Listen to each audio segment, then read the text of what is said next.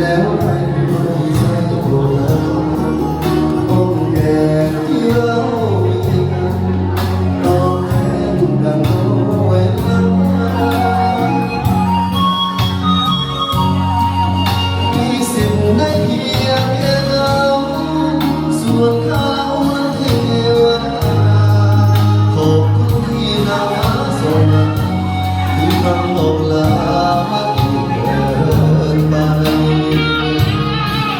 ใช่ไหมครับต้องยอมอยู่กับมัน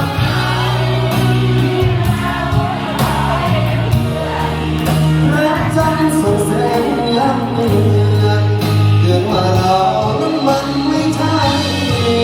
เป็นได้แค่คนที่ฝันอะไรครับอย่างอะไรฟังไปกับไปนะเก็บไว้ก่อน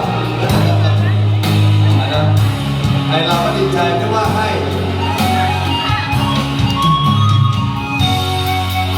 จะคอยแล้วคอยมาถึงเก็บรอยช้ำเอาไว้ในใจ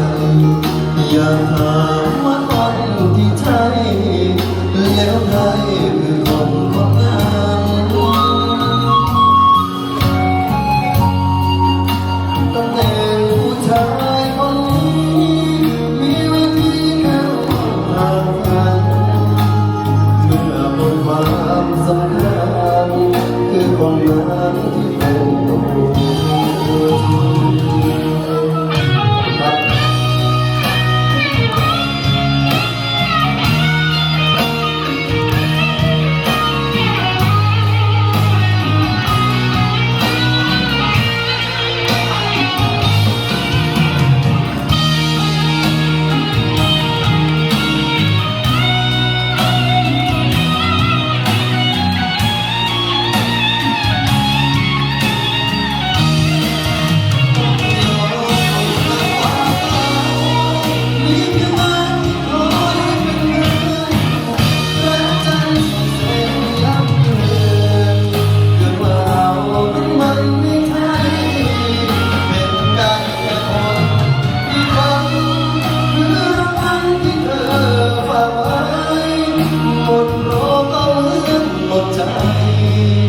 แล้วใครคือคนที่ใจของ